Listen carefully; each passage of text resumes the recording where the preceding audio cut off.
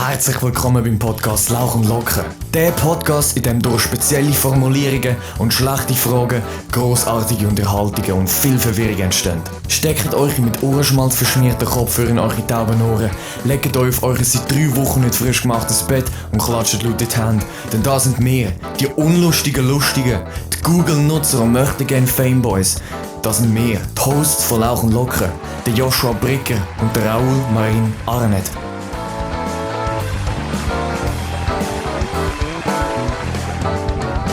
Und damit, mit dem unfassbar geilen Intro, herzlich willkommen zu der 4. Folge von Lauch und Locker.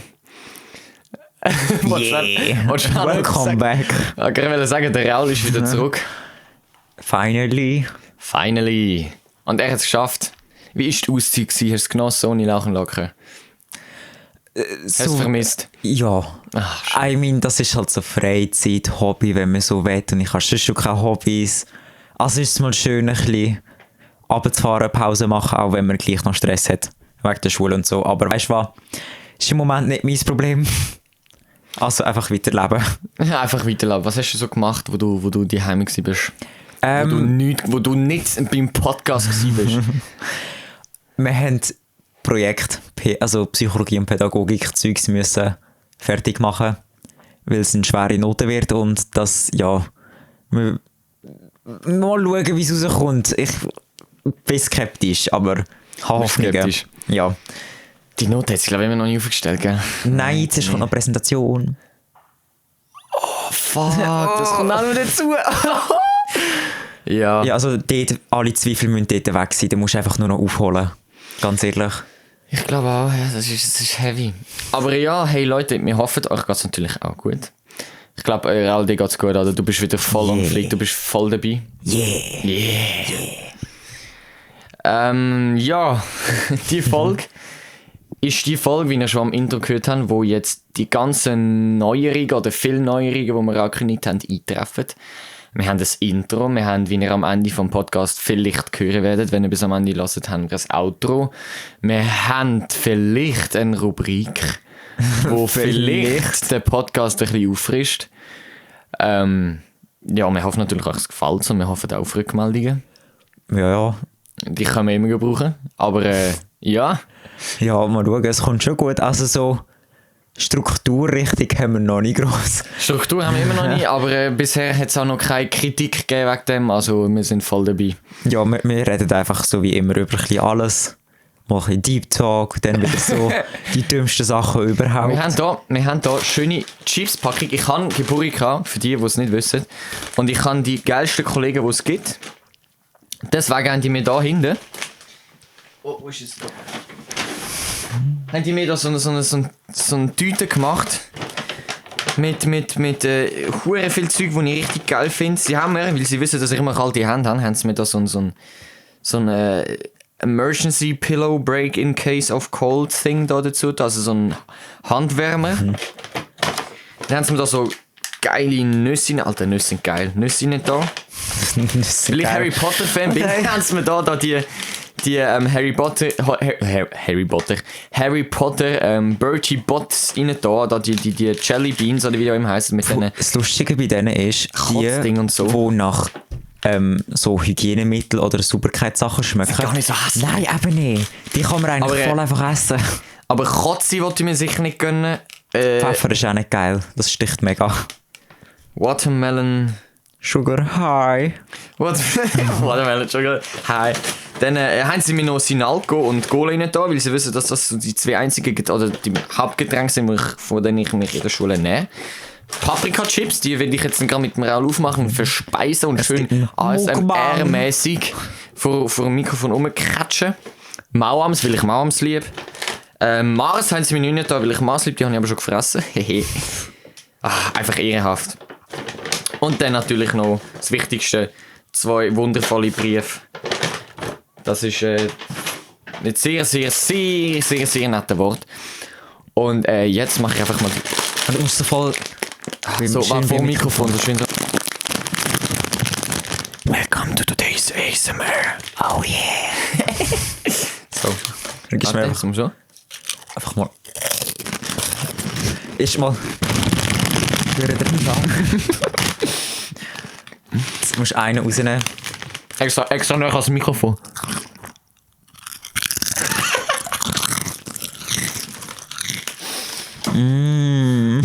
So tasty. So delicious. So, ich kann jetzt einmal. Jetzt habe ich nämlich schön fettige Hände, ich auch schön auf meinem Handy kann rumschmieren. Yeah.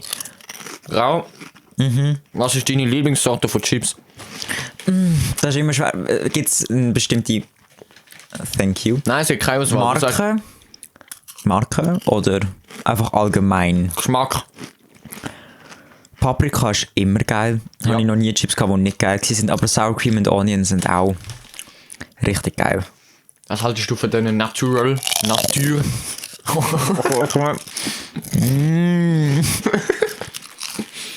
Die sind auch geil.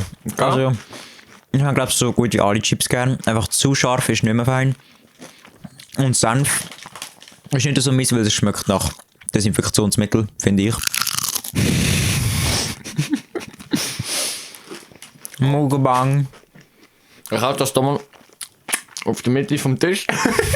Weil wir haben erst 5 Minuten. Das heisst, wir müssen da noch ein bisschen sparen. Weil, wenn wir jetzt die Tüte fressen, ich habe keinen Bock, dass wir dann bei den Jelly Beans ankommen und ich da Kotze-Zeug essen muss. Von dem her. Ja. Ja. Etwas, das ist nicht so beliebt. Oder ich kenne irgendjemand aus unserer Klasse. Denkt auch so, ich weiß aber nicht mehr genau wer. Paprika-Chips und Schoki-Melange. Nach dem Skifahren gehst du ins Restaurant. Hast eine kleine Tüte Paprika-Chips und eine Schoki-Melange. Es passt einfach zusammen. Leute werden mich hassen dafür, aber es ist geil. Wenn ihr wisst, wie ich es auch gerade anschaue. Es ist geil, es ist geil. Süß und salzig ergänzt sich. Aber du hast jetzt gerade wahrscheinlich bewusst oder unbewusst die beste Überleitung zu meiner ersten Frage gemacht. Yeah. Ski oder Snowboard? Yeah. Schoki-Melange. Immer Ski. Snowboardfahrer, es tut mir leid, aber das sind die mühsamsten, mit diesen Lifts zu fahren. Und, also, zum Schluss einfach fahren ist ja kein Ding. Du fährst eh nicht zusammen in dem Sinn. Ja, doch, ich schon, meine Schwester ist Snowboarding. Ja, das ist belastend. Ja, gut. Aber ich meine, zusammenfahren im Sinne von, du stehst nicht auf einem Brett oder, you know. Aha. Sondern du kannst separat einfach runterfahren und wir machen immer so einen Punkt ab, okay, dort halten wir an. Ja, das machst du aber beim Skifahren auch. Ja, eben. Also, das ist nicht so ein Ding, meine ich. Aber so Lift fahren, auf dem Sesseli-Lift, rauskommen. Ich weiss nicht, ob ich das einfach bin, aber ich bin immer nicht so fähiger Snowboardfahrer. Und dann kommen... jedes Mal reg ich mich gleich stark auf. Und vor allem, wenn es so ein richtig alter Sesseli-Lift ist, der nicht abhängt am Ende, sondern einfach weiterfährt. Dann raste ich.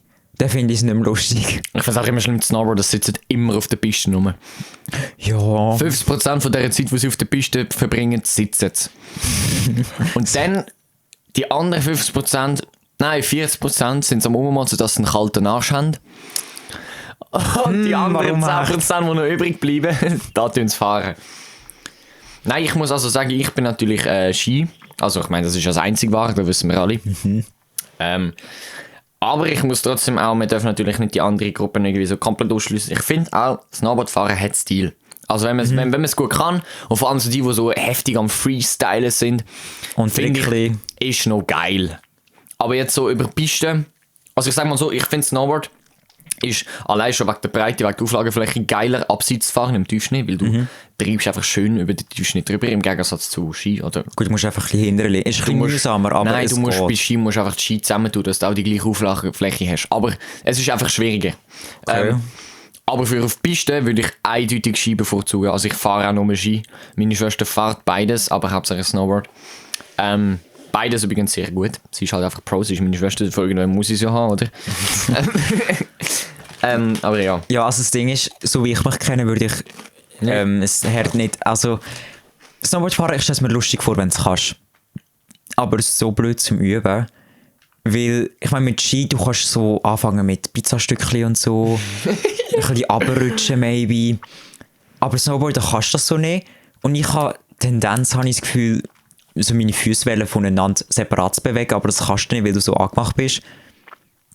Also ja, das sind mal fett. Also, und ich würde mir fix das Handgelenk brechen. Ah, das ist bei uns im Skilager passiert im Fall. Bei uns auch, eine muss operiert werden noch in dieser Woche. Ja, for real. Aber das ist halt auch, ich weiß nicht, aber als Snowboard-Anfänger ist das halt auch irgendwie ein bisschen dumm.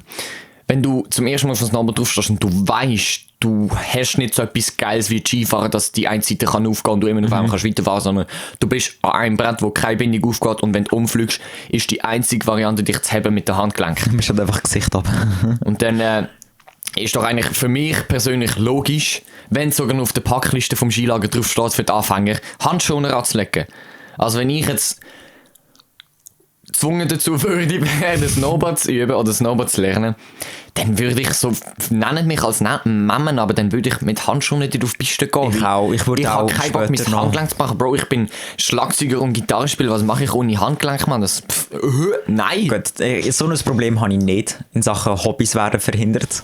Nein, ich habe keine. Es ist immer noch das normal gleich langweilige Leben. Ich würde sogar feiern, nicht in Sport zu müssen. Also, you know. Es wäre nicht der Weltuntergang. Ich wäre jetzt auch nicht so böse, wenn Sport bei uns nicht will zählen, aber nein, der muss natürlich zählen. Ist Leben. Ich meine, Ringturnen. Ganz ehrlich, das ist das einzig Wichtige im Leben. Ja, Hey, sicher. wenn du dich bewerben willst als Physio, VG oder was auch immer, dann ist doch klar, das habe ich da umgespeuzt, dann ist doch klar, dass du Ringturnen, wenn du nicht Ringturnen kannst, musst du es gar nicht erst probieren im Leben, ganz ehrlich. Da kommst du nirgendwo hin. Jeder CEO, Joe Biden, siehst du Ringturnen, Weltmeister am Fall. Jedes Mal. Ey, jeden Morgen geht er erst mal eine halbe Stunde Ringturnen. Vorher läuft nicht. Nein, Gut, hey, ich what find, the fuck? Ringturnen geht eigentlich noch. Ja, stresst einfach. Also ich bin einfach nicht, mit den Beinen bin ich nicht beweglich genug, damit es elegant aussieht. Zum Beispiel, wenn du so den Feldaufschwung machst vorne beim Schwingen und die Beine ausstrecken müsstest, das ist bei mir nicht gerade. Das sind die Beine einfach angezogen. You know? Ja. Aber ja, so Sachen wie Basketball. Uns Lauchs fehlt halt so generell die Eleganz im Bewegen, sage ich jetzt mal. Ja, hast du schön Apropos gesagt. Lauch, ey, mein Gott, ich habe gestern Abend gesehen, es gibt jetzt ein fucking neues Emoji. Ich weiß nicht, du auf deinem iPhone wahrscheinlich nicht, aber die Lea, meine werte Kollegin, hat es auch schon gecheckt. Ich habe das gestern gecheckt, als ich auf Instagram mit ihr geschrieben habe. Es gibt jetzt nämlich ein Emoji, wo lacht, also wo fröhlich ist, aber so ein Tränen überläuft, so der typische sad Moment. Okay. Ah, schau, ich zeige dir das mal. Vielleicht mit einem neuen Software-Update. Ja, genau, mit dem ist es gekommen. Und die Lea hat das dann auch, das Software-Update auch gemacht und hat es dann auch gehabt. Das kann man suchen, da, wo ist das? Da. Haha. Da. Das ist einfach so. Das ist einfach unser Mood. Das ist einfach... Das ist immer in der Schule. Vor der Lehre glücklich ausgesehen und innerlich sterben. Ja. Das beschreibt es ziemlich genau. Also Leute, für die das Emoji nicht haben, es ist einfach das Standard-Lachsmiley, einfach so ein halbes Lächeln, 2 Augen, keine Augenbrauen, nichts, aber ein Tränen, die aus dem Auge runterläuft. Einfach der typische Shadow-Mode. Ja. Das ist so richtig Aber der Act Normal. Das ist jetzt neu dazu mit einem neuen Software-Update. Aber ein scheiß Lauch-Emoji gibt es immer noch nicht. Das ist... Ja, gut, sagt mir Deutschland und so, keine Ahnung, sagt mir die Leute wie uns Lauch. Das ist eine gute Frage, eigentlich schon, ja. Also ich weiss es her. In meinem Familienumfang und bei gewissen YouTubern habe ich das Wort auch schon gehört. Ah. Aber ich glaube, es kommt sogar von dort, ganz ehrlich. Ah, ja, aber dann. was ich mich immer frage, sagt man das auch in Amerika oder in Großbritannien? Gut, was ist Lauch auf Englisch? League. Ja. You are a league. Ich glaube nicht, dass sie das dort... Ich weiss ja nicht. Ich glaube nicht, dass sie das Wort dort brauchen. Einmal League. Weißt du, geil, Austauschschüler. Hello guys, I'm a league. So also eine Frau so, Sali zusammen, einmal League. I'm a league. Einmal League. Nein. Wir haben es vorhin von Ski- und Snowboardfahren gehabt. Was ist so, wo gehst du so Skifahren? Was machst du? Triffst du dich mit Freunden oder gehst du mit Familien? Oder? Eher mit Familie. Häufig zu der Lenzer Heide, weil mein Onkel hat dort eine Ferienwohnung. Und das ist eigentlich noch chillig, also wir können auch überall hin von dort aus. Ist eine sehr schöne Wohnung auch, das heisst, im Sommer kann man auch gut dort sein. Ja. Wir sind, glaube ich, alles Skifahrer. Ich glaube, meine Cousine hat mal ein bisschen gesnowboardet, aber Skifahren ist einfach das Ding weg, weil du kannst so schnell überall runter. Du hast kein Problem mit Fortbewegung, wenn es flacher ist. You know. Also ich meine, mit Snowboard, du musst halt immer eine Schuhe raus.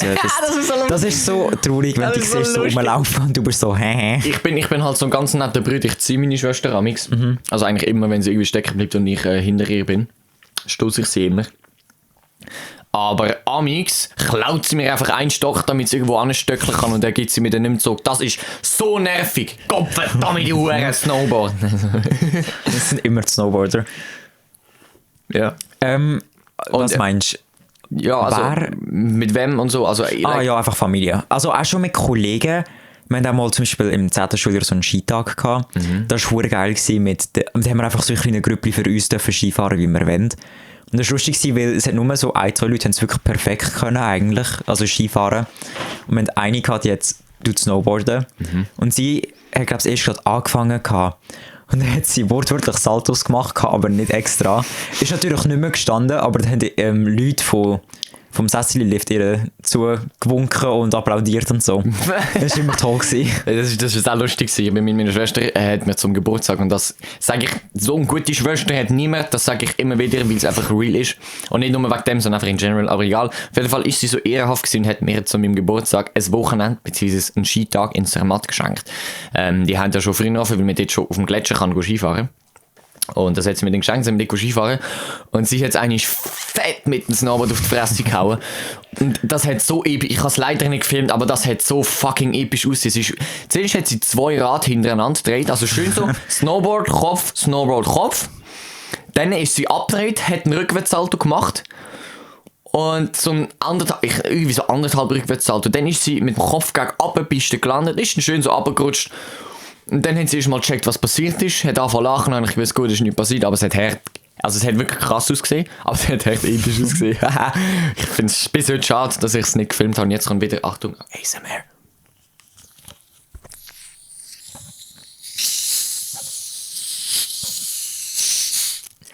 Und ich habe mir das epische vorgestellt. Hört mir das? Ja, ich tue es extra so aufpushen von der Lautstärke her. Das ist irgendwie das ist da... Oh ja, was ist denn das für Deutsch gewesen? Das ist ja da. Ich tue es extra aufpushen, dass man es hört. Das machen ja die von ASMR auch, Alter. Das ist so. Aber ich finde, beim Skifahren und Snowboarden, was immer allgemein, wenn du so gegen Abend bzw. späten Nachmittag bist du so richtig, wie sagt man, sulzig werden und es so richtige Hogger gibt auf der Piste. Ich hasse das. Weil dann kannst du nicht mehr für dich schön runterfahren, sondern es gibt so wie fixe Linien, wo du runter kannst. Und das ist richtig... I disagree.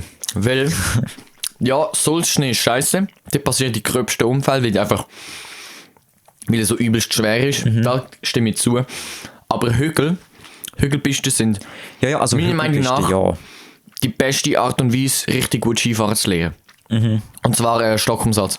Weil die meisten Skifahrer, du hast jetzt auch gerade gesagt, man hat irgendwie Spuren vorgegeben, fahren zwischen den Hügeln durch. Das ist genau eben das Falsche. Weil erstens ist es jetzt auch glatt, du hast keinen Grip. Und dann rutschst du aus und dann wirst du ruckartig vom Hügel gestoppt und dann überschlägst du dich. Die beste Variante, und das meine ich jetzt for real, das hat mir mein Privatskilehrer mal... mein Skilehrer in einer Privatstunde mal gesagt. Skischuhe aufmachen, oben, unten nicht, aber oben ganz auf oder sehr weit aufmachen und dann auf die Hügel rauffahren und wenn man am höchsten Punkt ist vom Hügel, ist man vielleicht eine kurze Zeit schwerelos und dann umdrehen auf den nächsten rauf und mach das mal, das ist so geil im Fall, weil du kannst richtig easy runterfahren und du lernst richtig gut so das ganz schnelle Stockumsatz machen.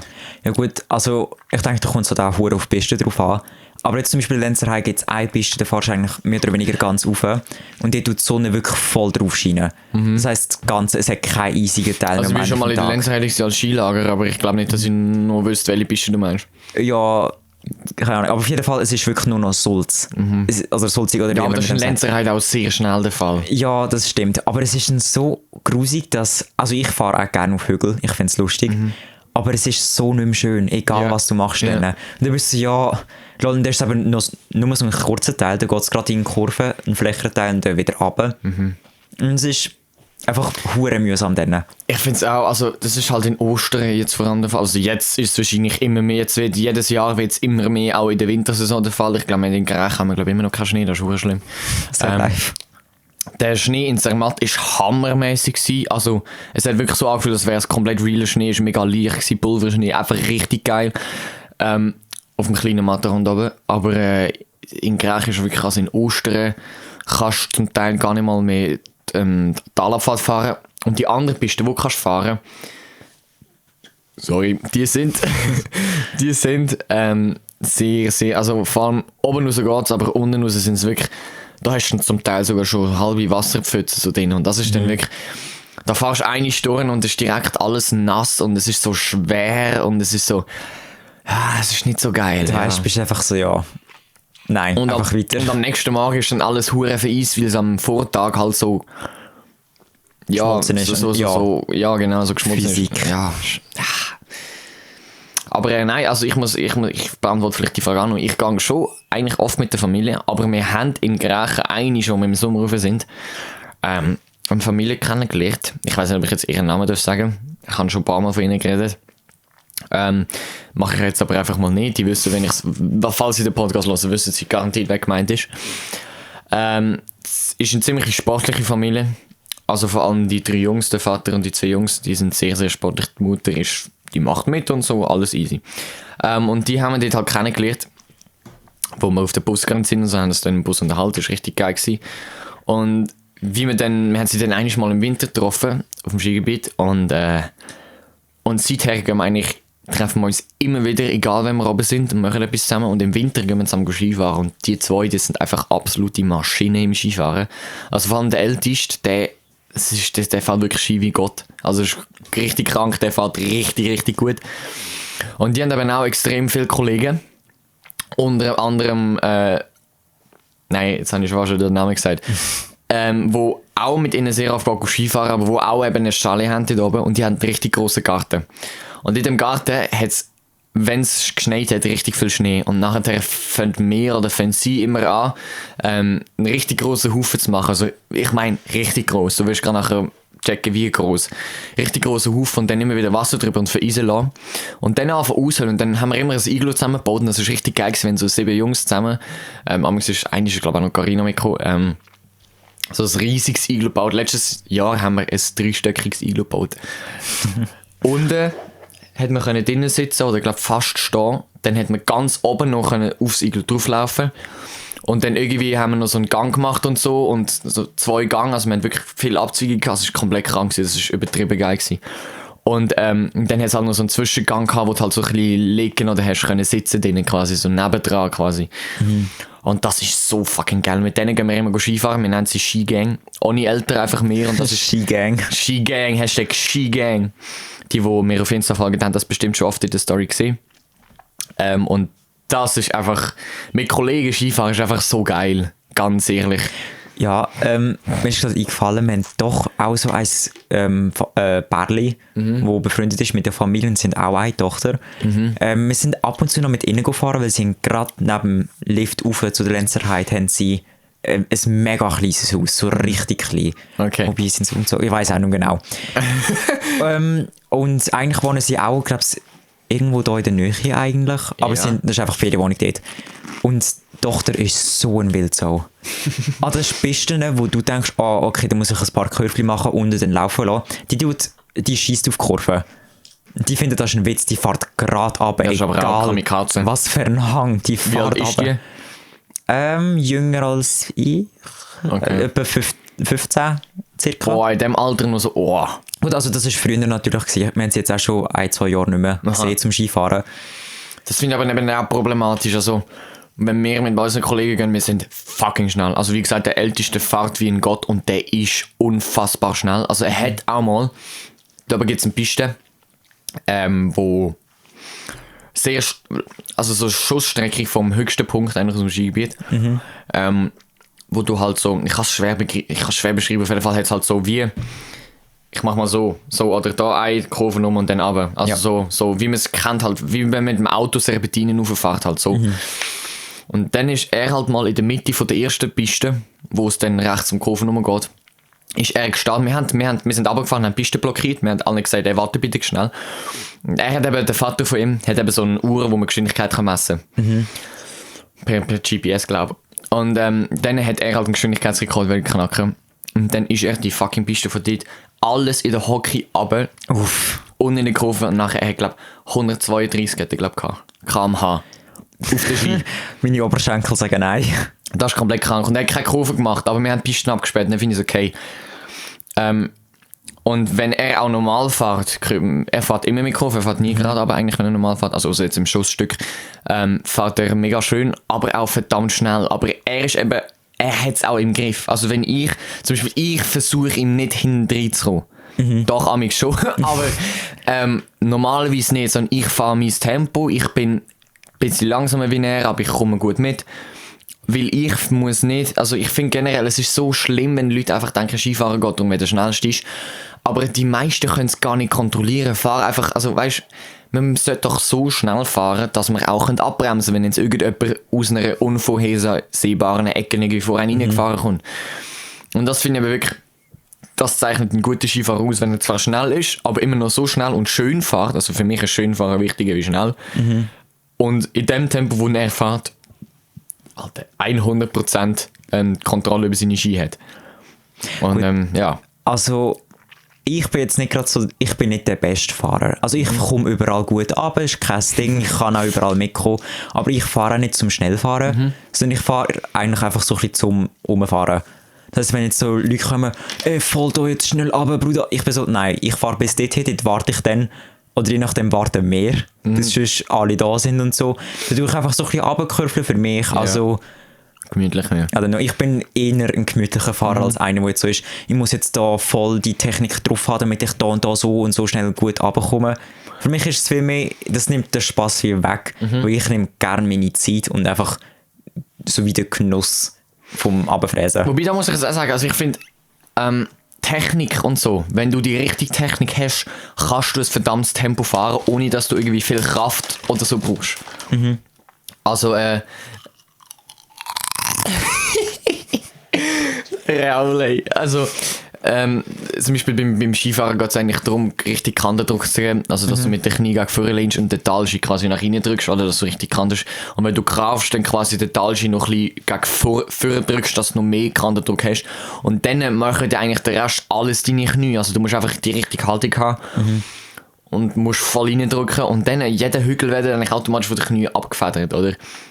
Und ich finde das dann eben mega interessant, wenn du das kannst oder wenn du weißt, wie es geht und das dann auch ausnutzt und dir selber eine Challenge machst, okay, komme ich jetzt da bei dieser Piste im entsprechenden Tempo runter. Wir dürfen mal ausprobieren, aber ich wollte einfach vorsicher gehen, dass ich da irgendwie, also weißt, ich schaue dann, wo jetzt irgendwie Leute, die ich gefährden können oder so, was selten der Fall ist und die passen ja auch auf, oder? Aber amix, oh, das bringt mich gerade zum auf der Skipiste. Ey, ihr verdammten Anfänger, wieso müsst ihr immer auf der schwierigsten Piste fahren, wenn ihr nicht mal die blaue unfallfrei runterkommt?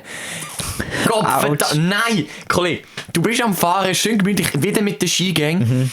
Und dann möchtet ihr vielleicht das Wettrennen oder möchtet vielleicht irgendwie, wenn das Video machen oder so. Ich habe mal eins auf Insta gepostet, wo wir sind hinten angefahren auf einem relativ gerade, wo eigentlich ein Schussstück ist. So eine, wie sagt man, irgendwie Passage oder irgendwie so etwas. Wo wir dann halt das dritte hinten angefahren sind und der vorderste macht immer seine Beine auseinander und der hintere geht dann ganz tief runter und fährt unten durch. Dann ist er wieder zuvorderst, dann kommt der nächste und so weiter. Also weißt du, wie so auf der Piste, das macht man vielleicht kann man das aus einem Kinderton oder so, weißt du, so, wenn man so Wettrennen macht, unten durchküchen und so und der hinterste muss immer führen. Und, ja, so. Und wir haben das dann gemacht und haben das machen und dann kommt irgend so ein Pisse, der sieht, dass wir dort etwas am Filmen sind und fährt einfach mit durch, während ich am unten durchfahren bin, so, Bro, Kollege, Vater, es hat 5 Meter Platz und du brauchst nicht die 2,5, okay, 1-2 Meter, wo wir da brauchen. Du kannst die anderen 3 Meter für dich. Oder auch wenn sie auf der Passage, auf der Schussstrecken sind und dann ihre Pizza machen, zuerst mal alles ausbremsen und dann willst du überholen und genau in dem Moment ziehen sie Kurven über. Und dann brauchen sie die ganze Breite von dem Schussstück, ja, das ist eben dass du nie kannst überholen. Kollege! Wenn sie... Es gibt ja so teils Pisten, sind hure breit, so extrem breit. Ja, ja. Also in der Lenzer Heide jetzt vor allem sehr und zum Beispiel, zum Beispiel auch, ja. Da gibt es ja so Anfängergruppen, die dann wirklich von ganz links nach ganz rechts gehen und immer hinterher. Du bist so, sogar als Anfänger musst du nicht von ganz links nach ganz rechts gehen, da kannst du eine kleinere Kurve machen. Ich habe Tendenz, einfach so ein bisschen lülülü. Also weißt du, so ein bisschen hin und her gehen, nicht gross rumkurveln. Aber das ist dann einfach, das ist ein Niveau, da kannst du ja gar nicht geniessen zum Fahren, wenn du so grosse Kurven machst. Weil dann machst du eine Kurve, dann hast du ein Zeitchen, bis du auf der anderen Seite bist, machst noch eine Kurve und das ist einfach ewig zum Runterkommen. Das ist ja dann auch nicht mehr lustig. Dann bist du ja, Und so als Anfänger, ja, okay. Aber auch dann als Skilehrer, ich würde sicher nicht mehr als die Hälfte von so einer grossen Piste brauchen. Skischulen sind auch so grusig. Ey, nein, Mann, die haben auch immer so viele ganze Pistenküre drin. Hey, in der Bettmaralp im Klassenlager. Übrigens das Geilste gewesen, Bettmaralp, Alter, ich liebe es zum Fahren. Und das Klassenlager war auch immer geil gewesen. Dort sind wir mal auf die Fischeralp rüber und sind in der Piste durchgefahren, hat es irgendwie 2 Skischulen gehabt. Und halt hure viele Leute.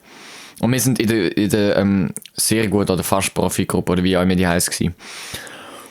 Und sind wir halt in unserem Tempo da runtergefahren, oder? Und dann ist halt, haben wir halt die Skischule überholen. Und genau dann hat der Skischullehrer so eine Kurve gemacht. Und dann sind halt ein paar Schüler von dieser Skischule nicht ganz hinten reingekommen. Und dann hat das einer von unserer Gruppe ausgenutzt und ist halt genau da irgendwie so zwischen dort durch, halt genau dort, wo es halt einen Spalt gab. Und dann hat der Skischullehrer uns hure dumm angemacht.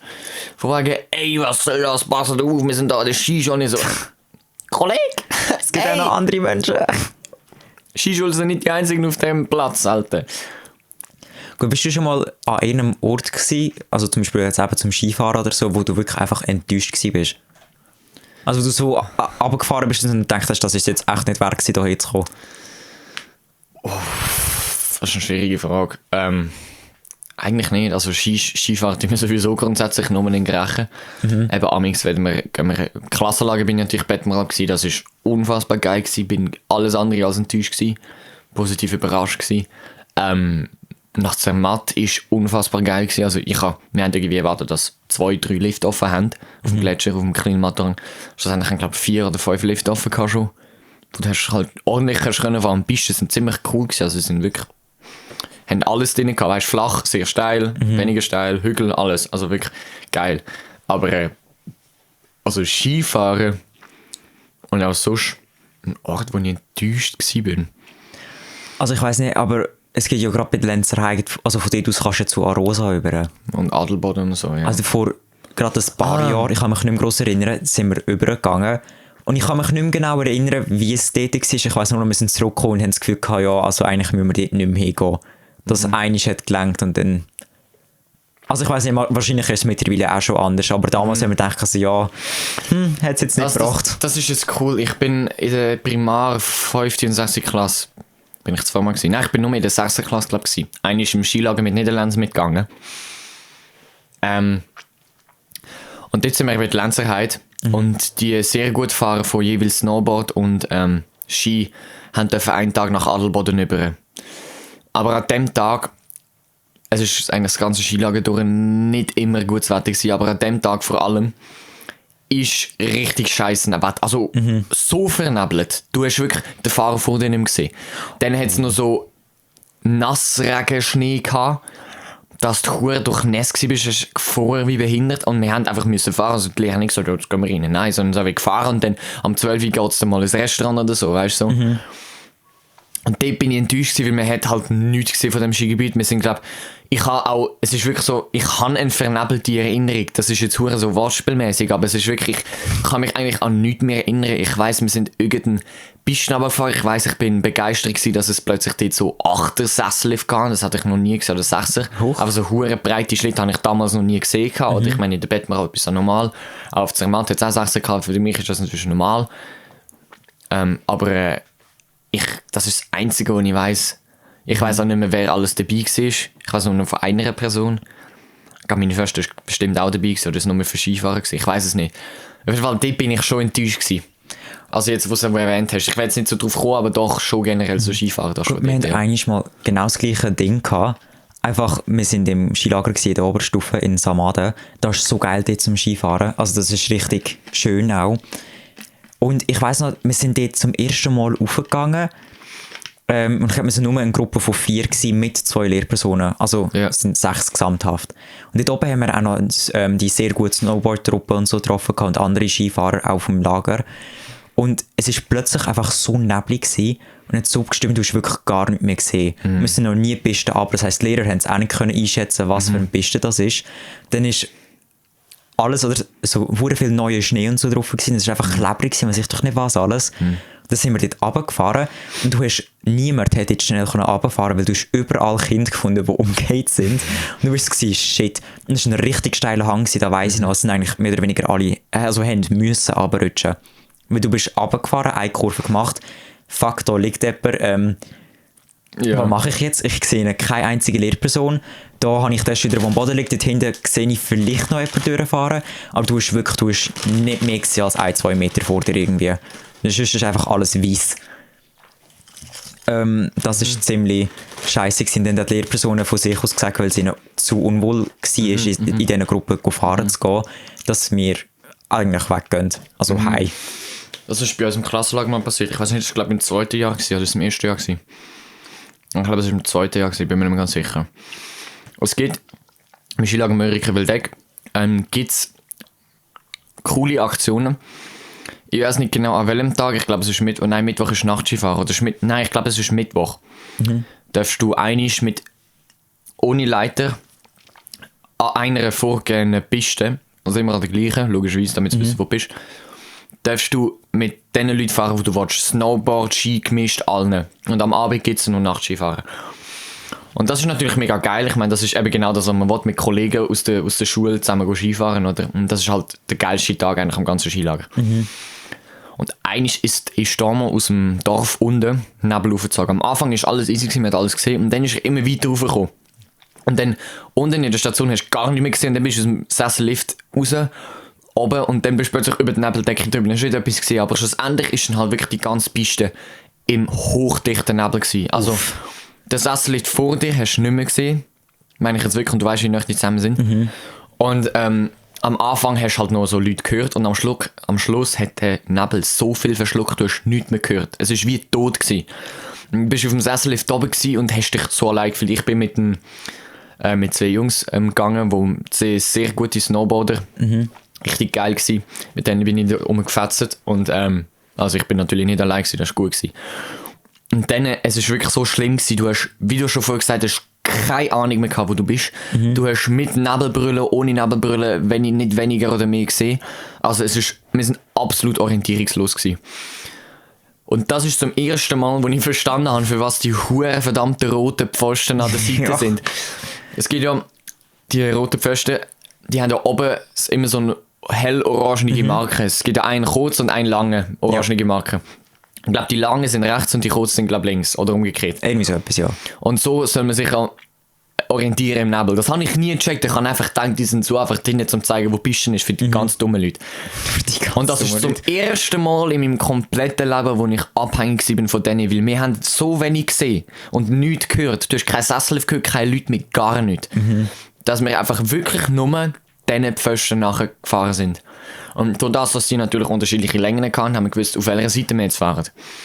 Und dann sind wir einfach ganz, ganz langsam im Schritttempo dort runtergerutscht, haben immer wieder geschrien, ey, sind wir noch da, weil der hat 2 Meter von der weg stehen und du hast den fast nicht mehr gesehen. Also es war wirklich extrem gewesen. Und ja, und dann sind wir irgendwann unten an der Station angekommen und dann haben wir unseren Leiter angerufen und dann haben sie uns heimgeholt, also heimgerufen, die anderen sind wohl schon früher heimgegangen. Das mache ich logischerweise keinen Sinn mehr und sie würden jetzt irgendwie einen Spieltag machen oder so.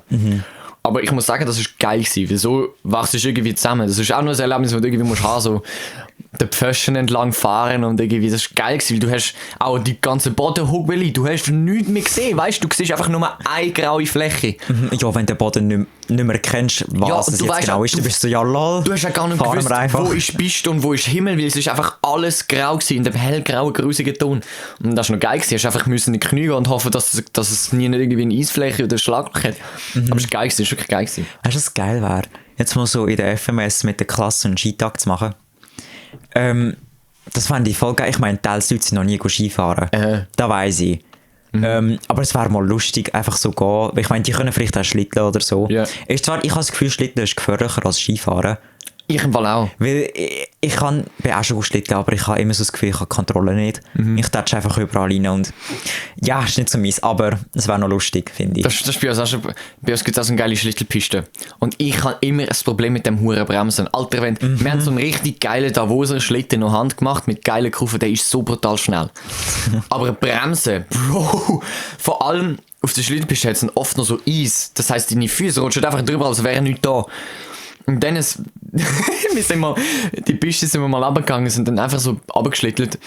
Und mich jetzt dann aus der Kurve rausgehauen und bin ich einfach den Hang durch abgehakt. Und habe dann raufgeschrien. Ich weiß nicht mehr genau, wer mich dann gehört hat, ob es meine Mutter oder meine Schwester war. Auf jeden Fall, meine Schwester ist auch mal runtergefallen, ich habe sie dann raufgezogen. Aber auf jeden Fall, einmal sind wir, glaube ich, mit der ganzen Familie gegangen. Irgendeine, meine Schwester oder meine Mutter, hat mich dann gehört, weil sie Schlusslicht, ich glaube meine Mutter, weil sie Schlusslicht gemacht hat. Habe ich raufgeschrien. Meine Schwester ist vorbeigefahren, ich habe geschrien, sie ist nicht angehalten, ich habe nicht gehört. Und dann ist halt die letzte Person und ich so, ey Mami, ich bin da unten. Und dann hat sie runtergeschaut, schön, hoi. Und ich mich irgendwie so am Baum am Festhalten in der anderen Hand und der Schlitten hinten mit dem Seil irgendwie dran. Ja, und dann hat sie mich irgendwie aufgezogen, also das war lustig. So, und jetzt Leute, sind wir bei 40 Minuten nachher ungefähr.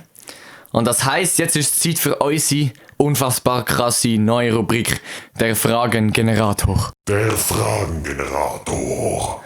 Und zwar geht es in dieser Rubrik darum, dass wir so einen random Fragengenerator da haben, wo quasi aus 2 verschiedenen Teilen aufgebaut ist. Zuerst steht «ist», dann kommt ein zufälliges Wort, dann nochmal ein anderes zufälliges Wort und das ergibt dann irgendeine sinnlose Frage, wo wir versuchen, eine Frage zu finden. Also ich drehe... Ja, innen zu interpretieren, was man innen interpretieren kann. Genau. Also ich tu mal das erste Mal drehen. Dann.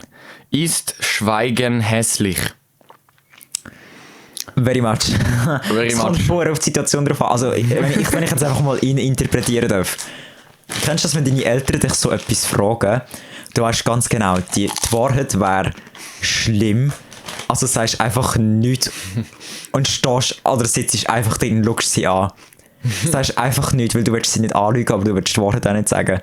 Und dann sind sie so, ist das ein Ja oder ein Nein? Und du, kein Kommentar. Ich sage mal so, Schweigen ist grundsätzlich hässlich, vor allem wenn du jemanden eine Frage stellst und er nicht antwortet. Aber grundsätzlich ist es amigs einfach besser, nichts zu sagen und einfach schweigen. Ja. Gut. So, wir haben uns dazu entschieden, dass wir irgendwie 5 Fragen reinmachen. Jetzt ist die Frage, soll ich Schweigen drauf tippen, ein anderes Wort machen? Soll ich für hässlich ein anderes Wort machen oder für beide? Mach mal beides. Beide, also ich drehe mal wieder dran. So, das ist jetzt genau so eine Frage, wo ich gehofft habe, dass sie nicht kommt. Was kommt? Ist Bildung ein Gefühl? I mean, ja.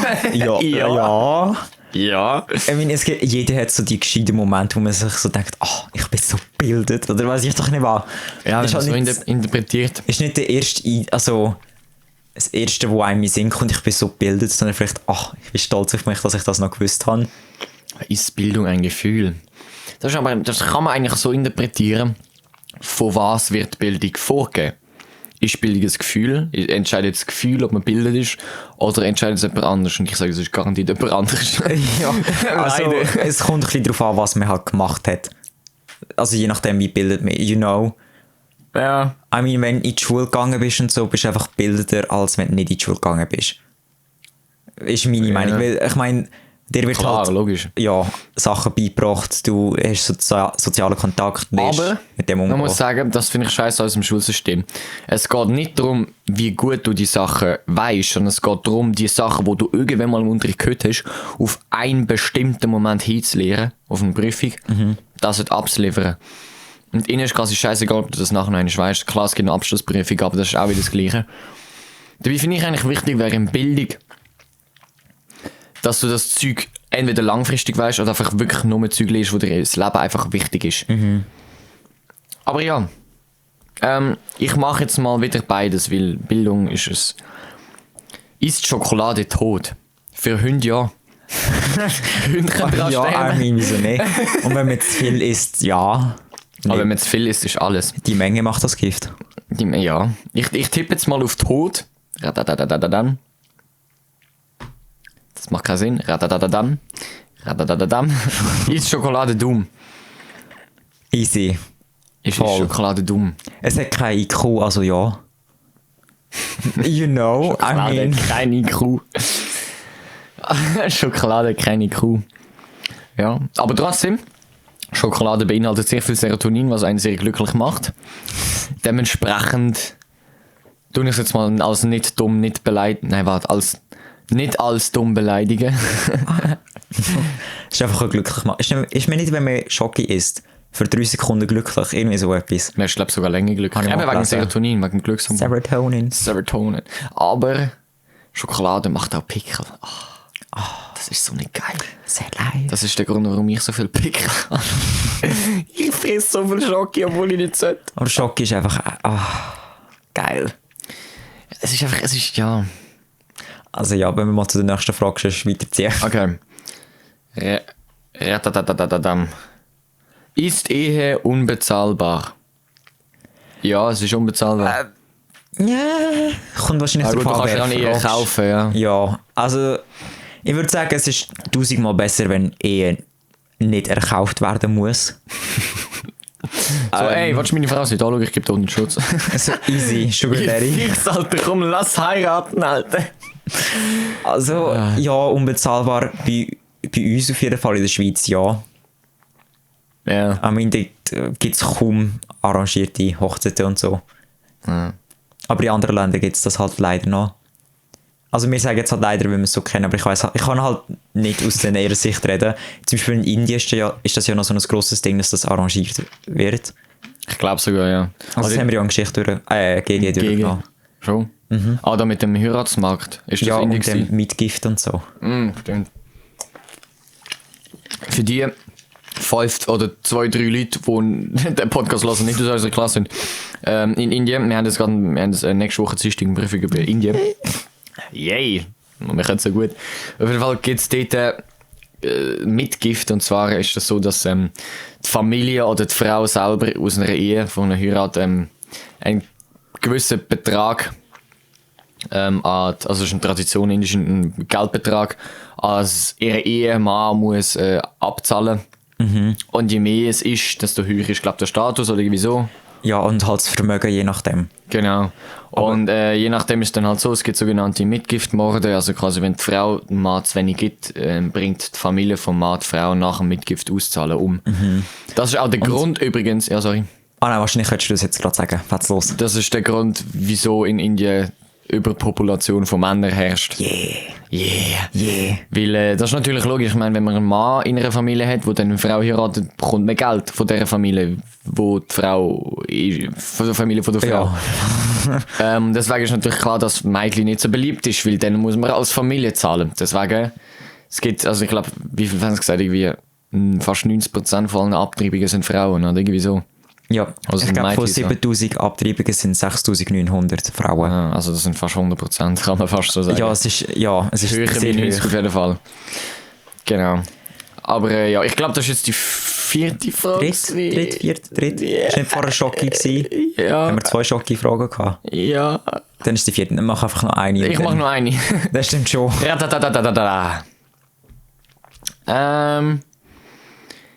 Ist Digitalisierung schwer verdaulich? Ich glaube, schwer verdaulich kann man auch sagen als nicht gut. Ja, voll. Tun wir es ein bisschen umformulieren, ist Ja. vielleicht gescheiter. Ich finde, Digitalisierung ist wichtig, Bro. ja, Das ist geil. Das einzige aber Wahre. ich habe gerne noch Bücher. Also zum Beispiel so E-Reader. Ich verstehe, sie Ja. sind nützlich und was ich doch nicht will, aber Okay. ich kann es lieber, ein Buch selber in der Hand zu haben. Weil du siehst dann so den Fortschritt. Wenn Ja, du ich bist, auch. oh, ich bin der Hälfte vom Buch, so geil, nur noch so viel, dann bin ich fertig mit der Geschichte. Oder als wenn du einfach E-Reader hast und es zeigt dir eine Zahl an. Ich finde es wie motivierender, auch zum Weiterlesen, auf eine Art. Ja, also ich denke, es ist für so Bibliotheken und so einfach hure schade. Ja. Oder Büchergeschäfte allgemein, weil die müssen auch irgendwie umstellen. Aber in Sachen Umwelt ist es vielleicht freundlicher. Sehr wahrscheinlich sogar. Wenn es nicht mehr als Papier logisch, und ja. so Produktion, was ich doch nicht war. Aber ja, ein gemischtes Gefühl habe ich. Ich finde Digitalisierung richtig geil. also schultechnisch, die hure verdammten Blätter. Immer habe ich sie verloren, nie habe ich sie dabei gehabt. Und wenn ich sie dabei hatte, sind sie kaputt gewesen, zerkrümmt und halb zerrissen. Ja, mit dem Eselsohr. Ja, Eselsohr ist nur das Geringste, was ich meine Blätter angefügt habe. Dann schon mit die scheiß schweren Bücher müssen schleppen, die ganzen Mäppli und alles. Das liebe ich jetzt an der Kante, dass alles einfach auf dem 250 Gramm oder 500 Gramm schweren Laptop ist. Aber ich bin auch deiner Meinung, also wenn das sehr selten vorkommt und ich ein Buch lese, was ich aktuell sogar mache, ich liebe Psychothriller, ich lese jetzt gerade geile Psychothriller, dann muss es ein echtes Buch sein. Ich kann nicht digital lesen. Ja, erstens macht mich das Bildschirmlicht, bekomme ich immer Augenflimmer und dann auch Kopfweh, also Migräne, wenn ich zu lange auf dem Bildschirm schaue. Und zweitens, also jetzt lesen, also Schule ist jetzt etwas anderes, aber so lesen. Ja, also, ja. Und zweitens muss ich genau das Gleiche sehen, wie viel ich schon habe, wie viel ich, wo ich bin. Und zweitens einfach der Geruch vom Buch, das Gefühl vom Buch in der Hand haben, die Seiten umblättern, das Geräusch. Ich muss das einfach haben, Bro, das geht nicht ohne. Und ich werde auch in Zukunft immer Bücher zum Lesen kaufen. Ich werde nie E-Books kaufen. Es gibt inzwischen auf jeder Weltbild Ex Libris, auf jeder Seite, wo man Bücher kaufen kann, gibt es inzwischen wirklich zu jedem Buch oder zu jedem neuen Buch eine E-Book-Fassung, wo du kannst kaufen, wo viel günstiger ist natürlich, weil du eben Papier halt sparst. Und es ist natürlich auch umweltfreundlich, aber ich werde nie einfach wegen Geld Ja, ein E-Book kaufen. du verlierst Also, einfach so das Feeling. so ein Unterhaltungsbuch, sagen wir mal, von der Schule gern. Sonst vergiss ich es immer wie in Deutsch. Aber sonst bleibe ich gerne bei der analogen Fassung. Yes, very much. Und ich glaube, jetzt wieder zurück zu unserem super Thema Ski und Winter. Ski. Wo sind wir stehen geblieben? Keine Ahnung. Gut, ich meine, wir können es einfach mal weiterziehen. Es hätte jetzt so einen tollen Übergang können, aber wir haben keine Ahnung mehr, wo wir waren. Sonst, ich hätte auch noch andere Fragen. Das wäre jetzt mehr wieder so richtig Film, Literatur und so Sachen, Unterhaltung, wenn man so sagen will. Wenn du das Leben von einem Filmcharakter oder einem Buchcharakter könntest leben, wer würdest du sein?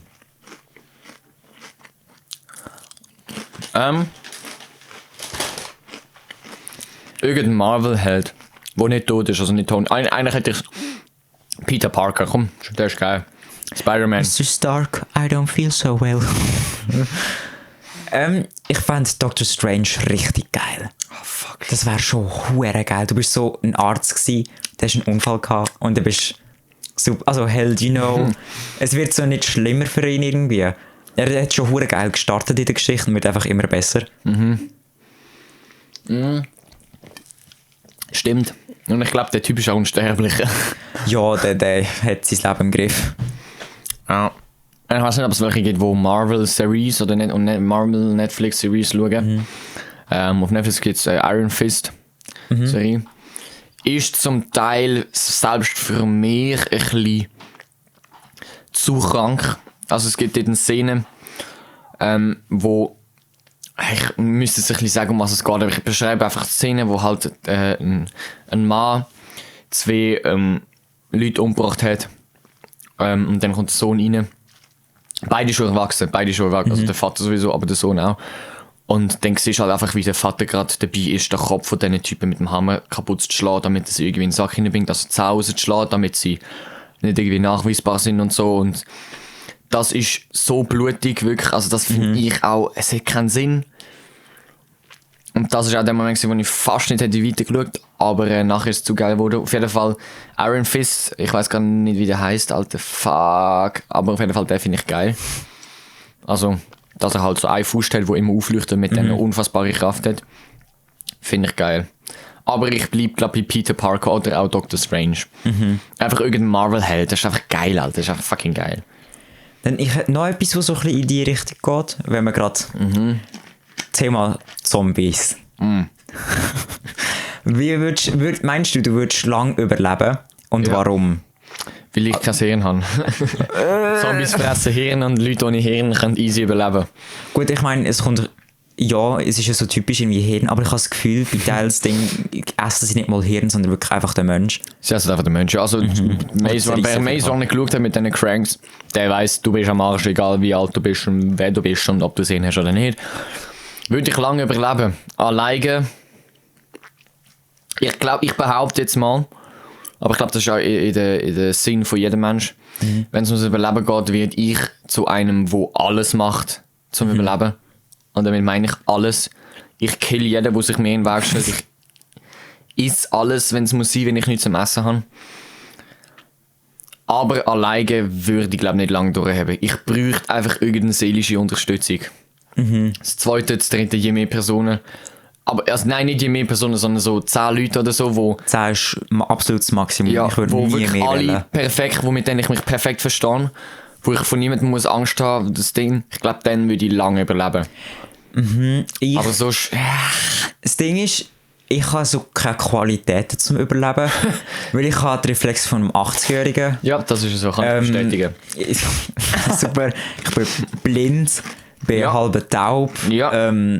Was bleibt mir noch, you know? Ich kann nur höchstens vielleicht klettern, aber auch das kann ich nicht viel brauchen. Wenn zu Cranks denen, und auch klettern. ja, aber Das ist eben das Problem, die Huren sind aus Maze Runner, können eben alles. ja, Die sind auch verdammt schnell im Rennen, Gott verdammt. aber das ist das Ding. Es kommt auch verdammt auf die Zombies dann drauf an, aber ich habe das Gefühl, ich würde nicht lang überleben. Oder nicht lang genug, sagen wir so. Also, ja. Sehr live, oder? Wenn man so nicht zuversichtlich kann sein. Man müsste halt ein bisschen bekannt...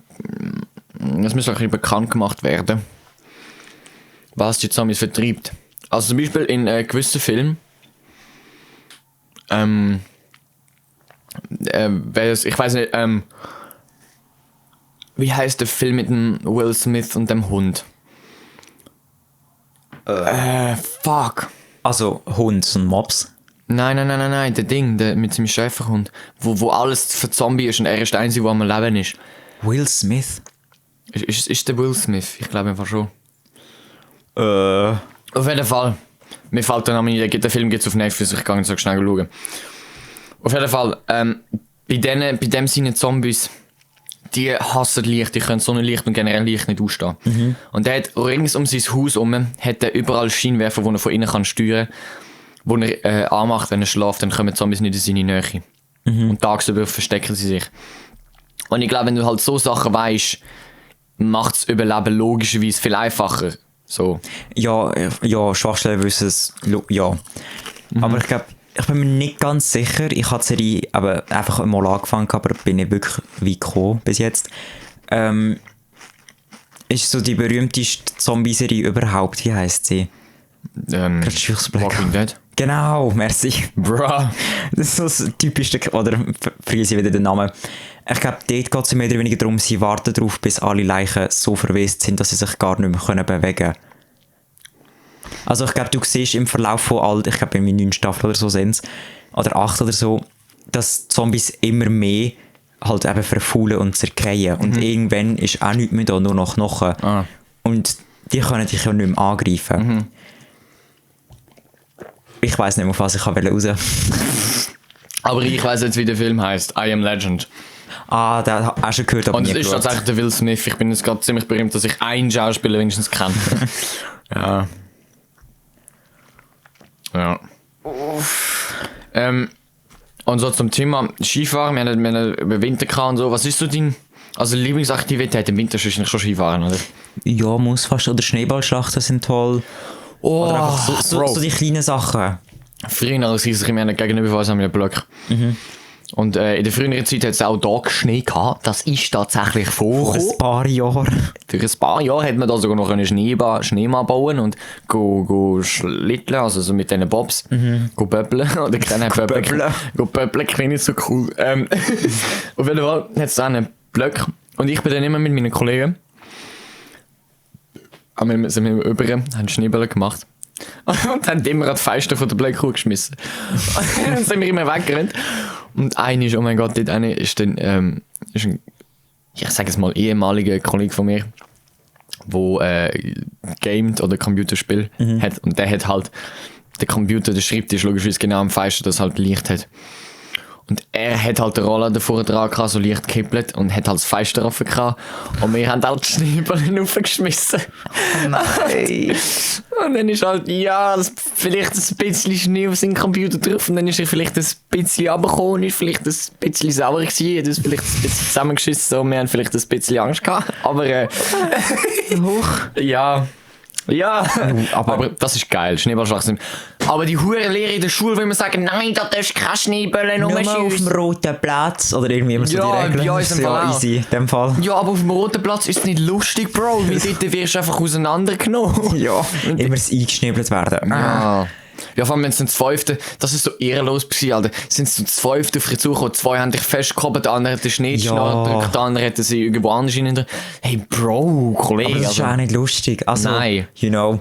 Gut, ich wollte das eh nur mit so etwa Gleichaltrigen spielen. Nicht einschneiden, sondern einfach Schneeballschlachten und so. Aber das Geilste war immer, wenn so das Auto da, wo so auf der Straße den Schnee auf die Seite drückt. Ja. Wir leben gerade so an einem Ecke oder an so einer Kreuzung eigentlich. Da hat er immer dort so ein Schneedepot gemacht und es wie eine Burg gegeben. Das war immer das geilste Feeling gewesen. Also Ja. wenn du einfach dort eigentlich so wie Burgerober hast können spielen. Ja. You know? Das ist immer einfach... Ja, voll. Und, was ich auch noch geil finde, also was ich einfach schlimm finde, in der Schneeballschlacht in der Schule, ist halt, dass die Lehrer sehen in einer Schneeballschlacht einfach einen verdammten Krieg. Das ist verdammt schlimm. In der Primar haben wir so eine hure grosse Wiese gehabt, wo geil viel Schnee gelegen ist. Und das ist immer fett abgegangen. Du hast keine Schneebälle dafür nur rühren, Mann. Na gut, es hat auch immer Schlägerei gegeben, aber egal. Ja. Und wenn man zum Sommer wechselt, bist du so einem, wo das blöd ist, sich einzucremen und ständig sich verbrennt? Oder Das ist wirst du das schön Ding. braun? Ich creme mich ein und verbrenne mich trotzdem. Ich Gute Sonnencreme, gute ich Sonnencreme. werde nie wirklich braun. Also, wenn du so Fotos anschaust, wir sind eigentlich zu Bali gewesen. Ich war wirklich braun gewesen, brutal braun. Da glaubst du fast nicht. Aber seitdem bin ich nie mehr so braun geworden. Also, wenn ich an der Sonne liege, dann liege ich so für 5 Minuten dort, nach dem Eincremen und dann habe ich schon das Gefühl, jetzt wird es warm, tue ich noch cremen oder so. Und am Ende des Tages bin ich immer noch hure verbrannt. Das schießt schon härter rein. Und dann ist so, ja, hehe, super. Ja. Du, Ich mit Schrot. Nein, einfach, ich schaff's. Wenn ich mich eincreme, dann verbrenne ich mich nicht. Und wenn ich mich nicht eincreme und es noch rechtzeitig merke, werde ich einfach sehr schnell sehr braun. Aber ich habe mich bisher nicht so oft brutal verbrennt. Ich glaube 2-3 Mal, wo ich mich so, wo die Haut sogar schon violett war, wo wirklich so die Haut hast dann so können abziehen. In Frankreich, ist immer in Frankreich gewesen. Es geht halt in Frankreich, wir sind bis zum letzten Jahr sind wir eigentlich immer, bis zum vorletzten Jahr sind wir immer an der ersten angegangen, ist so ein geiler Fluss in der Provence unten. Und dort gibt's halt so Kanurouten, wo du halt ganz oben am Anfang kannst reingehen und ganz an der Erst runterpaddeln. Und dann bist du halt so, deine Füße hast du dann halt so ausgestreckt im Kanu drinnen, oder? Und das heisst, die Sonne scheint schön frontal auf deine Schienbeine drauf. Und ich habe mich halt nicht eingecremt. Und als wir dann in die Hause angekommen sind, haben wir gemeint, wait, da stimmt etwas nicht. Komplett violett-rot gefärbte Beine gehabt und dann haben wir Quark drauf. Das ist übrigens, kennst du Quark drauf, wenn du dich verbrannt hast? Hast du das schon mal gemacht? Ich habe mich noch nie in dem Ausmaß verbrannt, dass das nötig war. Aber einfach, das bewirkt Wunder, das ist einfach krank. Also, wenn du so, vielleicht haben es schon ein paar andere Leute gemacht, du schmierst halt einfach ganz normalen Naturquark drauf und nachher zieht der ein und befeuchtet die Haut, das ist genial. Und irgendwann ist er dann wirklich so trocken, das kennen wir vielleicht von der Gesichtsmaske, dass er dann abbröckelt und dann kannst du ihn abnehmen. Und es ist direkt, wirklich direkt, sobald du es abnimmst, schon besser. Das ist hure geil im Fall. Kann ich empfehlen. Aber ich habe mir noch nie, glaube ich, das Bein so richtig verbrannt. Oder schon ewig nicht mehr. Bei mir ist es meistens der Nacken oder die Schultern. Also ich tue die Beine eigentlich nie eincremen. Ich auch nicht. Das ist dumm. Die habe ich nie eingecremt. Also auch schon, wenn wir in der Ferien zum Beispiel sind, sagen wir zum Beispiel Myanmar. Dann sind wir ja die ganze Zeit in der Sonne und die ganze kurze Hose an. Aber lustigerweise verbrenne ich mich einfach, irgendwie so hüftabwärts verbrenne ich mich nicht. Ich bin froh dafür. Echt, aber ja, ist noch nicht sicher. Aber so eingecremen mit Beinhaar ist schon nicht so. Es ist einfach komisch. Alter, eingremen generell im Sommer, wenn du am Strand bist, das ist so schlimm, du hast gerade noch ein Peeling dazu. Hey, überall der hohe Sand, hey, egal wo du bist. Wenn du in der Dusche bist, Kopf waschst und du spürst so die einzelnen Körner Sand. Ja. Du kannst so richtig so rauspulen eigentlich. Also bei dir jetzt in der Locker stelle ich es mir schlimmer vor wie bei mir. Ich muss einfach ein bisschen rubbeln und dann kommen die raus. Aber nein, also so geil Strandleben auch ist in Frankreich, Alter, geil gewesen, fucking geil. Aber du hast nichts an den Strand können mitnehmen, wo nicht voll war mit Sand. Und das Schlimme ist so. dann, das Gruselige ist dann so, wenn so die Sonnencreme so ringsum um die Öffnung, wo die Sonnencreme rauskommt, so Sand schon drauf hat und alles klebt und überall, wo du angelangt hast mit Sonnencreme, ist Sand dran und dann hast du die ganze Hand voll Sand und dann gehst du sie abwaschen, dann sind sie aber wieder nass. Dann trocknest du sie am Handtüchli an, aber am Handtüchli ist auch wieder Sand, dann hast du auch wieder Sand an den Händen, dann waschst du das Buch lesen, dann ist auch wieder überall Flecken drauf und Sand drin. Wir haben immer in Galicien zum Beispiel, da gibt es so einen mega kleinen Strand, gerade so unter einem Leuchtturm. Also Galicien, dort kommt ein Teil von der Familie halt her. Und dort ist es nicht Sand, sondern Muscheln. Ja. Auch so Muschelstückchen. Ja. Und es ist nicht unbedingt geil zum Rumlaufen. Also umso weiter oben du bist, umso eher sind es so ganze Muscheln. Und umso weiter runter, umso feiner wird es eigentlich. Du bist halt eher oben. Also zum Liegen und so ist es nicht so toll, aber es ist schön, es ist verdammt privat. Es sind immer nur verdammt wenig Leute dort. Und zum Glück klebt dann halt auch nicht so viel Sand. Dementsprechend. Aber es schneidet alles. Also man kann es nie... Ich bin eh nicht so ein Strandmensch, also... Nicht? Nein, echt nicht. Bist du lieber so ein Hallenbadmensch? Oh, nein. Body? Nein. Also gar kein Wasser? Ja. Okay. Das wäre so... Planschen, easy. Das geht ja noch. Aber ich habe es gerne warm. Same. Kalt ist ein No-Go. Same. Wenn ich nicht sehe, wo ich drauf stehe, geht auch gar nicht. Badis und so hat es mir zu viele Menschen, die ich kenne. Es hat einfach generell zu viele Menschen. Ja, Das kann man auch sagen. Einfach generell zu viele Menschen. Ich habe es gern, wenn wir so nach 1-2 Stunden am Strand, das ist genug für mich, da kann ich gehen. Ja. Meine Schwester zum Beispiel, die ganze Zeit so einen ganzen Strandtag, wo einfach dort liegst und nichts machst.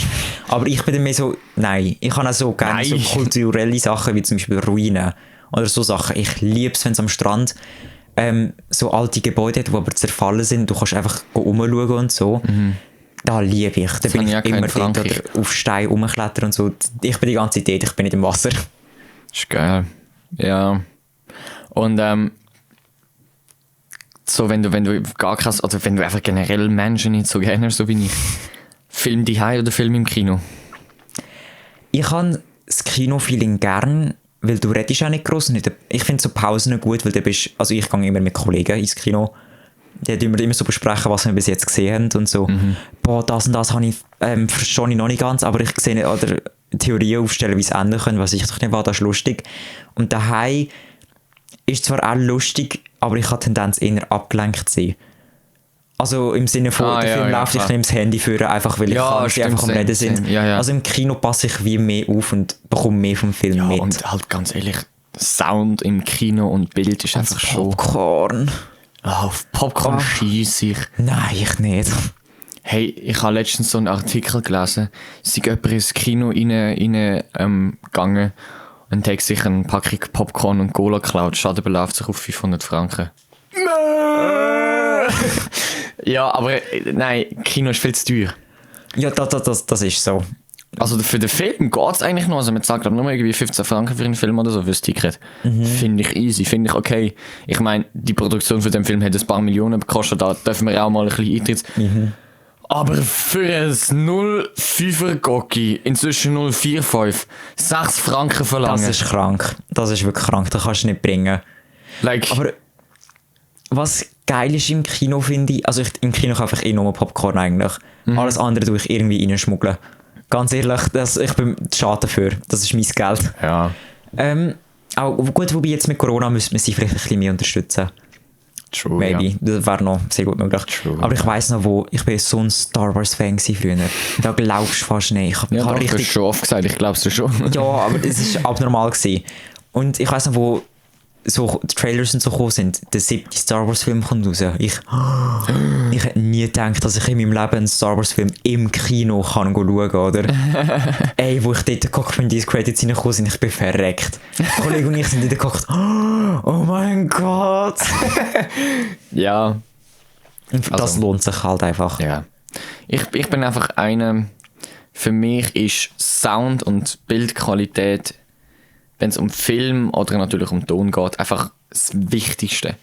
Und bei mir geht es nicht, dass wenn ein Film auf 4K produziert worden ist, dass ich den auf einem Handy, also klar, ich mache es auch, aber dass man den mit Kollegen zusammen auf einem Laptop schaut. Also doch, schau, ich kann es nicht so sagen, klar, es geht, aber so ein neuer Film, wo ich weiss, dass er geil ist, also so von der Bekannterei, wenn zum Beispiel noch ein neuer Pirates of the Caribbean rauskommen wird, oder normal, was nicht passiert, aber ein neuer Avenger-Film wird rauskommen. Es ist klar, dass keiner mehr kommt, weil Endgame ist der letzte gewesen. Aber so meine ich, wo man wirklich weiss, die Filme sind immer gut. Und dass die hammermäßige Qualität hat, dann muss man das einfach im Kino schauen. Also für mich, die geilste Experience im Kino ist einfach Endgame gewesen, Avengers Endgame. Ich habe es in 3D geschaut und das ist ja... Und das ist so... Es ist einfach... Ich habe so krank gefunden, wie die Animationen gemacht worden sind und wie... Jedes kleinste Detail hat man die können sehen. Also so Staubkörnchen, die im Beamerlicht rumgeflogen sind im Film. Also es gibt ja so die Szene, wo der Tony Stark ja den Helm anlegt und eine Aufnahme macht für seine Family und so. Und in dem Licht von dem Beamer hat man wirklich so winzige Staubkörnchen gesehen, rumfliegen und ganz, ganz feine Kratzer auf dem Helm und einfach so die Details, wo ich wirklich drauf schaue, sieht man einfach nicht mehr auf dem Bildschirm vom Computer, auf diesen 13 Zoll oder auf diesen 24 Zoll vom Computerbildschirm einfach kaum wahr. Das ist so. Vor allem auch, weil die, oder zum Beispiel zumindest mal mein Laptop bedienen hat 4K, meine nicht, und mein Monitor, Bildschirm vom Computer, einfach, weil die Details die gar nicht wahrgenommen werden. Und ich bin zum Beispiel auch, wenn ich kann, Netflix schauen, dann schaue ich es grundsätzlich, wenn der Fernseher frei ist auf unserem neuen Fernseher, weil der ist 4K, der hat Netflix standardmäßig drauf und das ist einfach ganz etwas anderes, als wenn ich es auf meinem Handy oder auf dem Laptop schaue. Ja, also man kann es viel mehr wertschätzen, in dem Sinn. Und auch halt, ja, eben Sound Experience einfach mit den Lautsprechern um dich herum, die grosse Leinwand, das ist einfach geil. Ja. Ja, also ich freue mich sobald Corona vorbei ist, vorausgesetzt es ist mal vorbei. Ja, das kann ich gerade sagen, ja. Einfach wieder ins Kino gehen oder eben so Sachen, wo du kannst aussen sein und gleich introvertiert sein auf eine Art. Weil du musst mit niemandem etwas machen, du kannst einfach für dich sein. So die Sachen vermisse ich. Ja. Ist so wie Achterbahn fahren. Ich weiss, das ist hart nicht dies. Noch nie gemacht. Ich zwing dich mal. ich drück dich drauf. Also doch, nein. So richtig Achterbahn, so Europabahnmäßig habe ich noch nie gemacht, nein. Gut. Ja. Aber So. du bist ja schon mal, jetzt zum Beispiel, wie heisst das, Luna Park, Jugendfest. Jugendfest, ja. Auf der Burner. Weil ist Der das? ganz grosse Glockenturm in dem Sinn, wo so um 360 Grad drehen kann. Nein. Weil dort kotze ich immer. Aber ich bin auf den Tintenfisch gegangen. Auf den Tentakeln, wo du so drinnen sitzt und dann dreht sich jeder Arm eins und das ganze Ding dreht sich nochmal einmal um. Mein bester Kollege, der Janis, hat mich dazu überredet, in seinem Namen darf ich sagen, weil bei mir ist es scheißegal, was ich sage. Also, jetzt kann man nicht machen. Nein, so. Nein, aber und dort bin ich 9-mal hintereinander drauf. Uff. Dort ist mir dann auch schlecht gewesen, aber das war einfach zu geil gewesen, weil so richtig im Boden reingedrückt wo du bist. Ja. Ja, ich finde so Bahnen wie der Burner, es ist so ein geiles Feeling, wenn du Kopf über oben bist und einfach gerade runterschauen kannst. Das ist einfach so geil. Weil du bist In dem Moment würde ich mein letztes Essen wieder repassieren. Oh. In dem Moment würde ich schön, zuerst ein Steak, okay, schön, da haben wir noch ein bisschen Pfefferkorn und ja, aber ich alles schön nachher noch rauskommen. voll gerne mal Bungee-Jumpen oder Fallschirmspringen. Da wäre ich Oder sofort dabei. Beides. Gut, aber du bist ja auch Kopf über schlussendlich. Also beim Bungee-Jumpen. Ja, aber das ist etwas anderes. Das ist ohne Drehen, das ist nur Kopf über. Ich habe Angst beim Kopf, also beim Bungee-Jumpen, wegen dem Knick irgendwie. Weil, wenn es so wieder aufzieht. Ja, also, das ist genau berechnet mit dem Gummiseil. Ja, logisch. Aber ich habe Respekt davor, dass ich ja schon immer wieder Kopfschmerzen. Ja. Dass das noch Wobei, zusätzlich es könnte dich halt, wenn es halt deinen Nacken auseinanderzieht, dann kannst du halt eben genau wieder so Raum schaffen für deine Wirbel und wieder so richtig zusammensetzen. Das ist das, was ein Chiropraktiker mit der Y-Strap macht, falls jemand weiß, was das ist. So ein Chiropraktiker. Ich empfehle Ihnen, Bungee-Jumpen. Genau. Gehen Sie mal. Sie haben da im Halswirbel haben sie da so ein bisschen, müssen sie mal abhängen. Ja, geil. So, nein. Ja, und Fallschirmspringen wäre ich fix dabei. Also so Adrenalin-Scheiße. Das wäre, glaube ich, das geilste Geschenk, was man kriegt. Alter, das ist falsch. Das wäre dann könnte ich mal einen so einen grossen Haken machen, dass ich mal für die nächsten paar Jahre nichts mehr... Aber Fallschirmspringen muss, oder Gleitschirmfliegen, beides mal muss irgendwann mal passieren. Ich hätte unbedingt mal Fallschirmspringen, ich stelle es mir extremer vor. Weil du gehst halt wirklich runter. Du merkst einfach mal, ja. Das fände ich schon hure geil. Und beim Gleitschirmfliegen würde ich einfach den Start so geil finden, wenn du quasi auf eine Klippe zurennst und du weißt, nachher geht es senkend runter und dann hebst du einfach plötzlich ab und fliegst dort drüber. Das muss so ein geiles Gefühl sein. Das kennst du vielleicht im Traum, wenn du im Traum fliegen kannst und irgend so ein riesen Spalt kommt und alle fallen dort runter oder kommen nicht drüber und du rennst einfach drauf zu und dann hebst plötzlich ab. Das muss so ein geiles Gefühl sein. Nein, das muss ich unbedingt machen. Ja, das wäre fett geil. Ja. Wolltest du noch ein kleines Schlusswort machen? Oder wollen wir einfach das neue geile Auto abspielen lassen und uns von diesen Leuten verabschieden? Sagen wir einfach mal noch Tschüss und dann lassen wir das Outro einfach lassen. Danke Leute fürs Zuhören und ich glaube, das ist jetzt der unspektakulärste Schluss von Lauch und Locker, was es gibt. Nein, jetzt kommt das Outro, you know. Genau. Wir gönnen uns jetzt da noch die Chips am Mauern, bis mir etwas schlecht wird und wir kotzen und bis zum nächsten Mal, Jungs. Adieu. Adieu. Peace. Das war es leider auch schon gewesen. Die schlechten Fragen sind alle beantwortet und die unlustigen Witze von den spontanen Gulu-Gulu-Nutzer und möchten gerne Fanboys Josh und Raoul beantwortet wurden. Wir hoffen, dass es euch eure Zeit wert war, unseren Blödsinn anzuhören. Falls ihr noch irgendwelche Fragen oder Ideen hättet, könnt ihr die uns gerne einfach anschmeißen. Und wir bedanken uns ganz vielmals für eure Unterstützung. Bis zum nächsten Mal. Ciao zusammen. Peace out.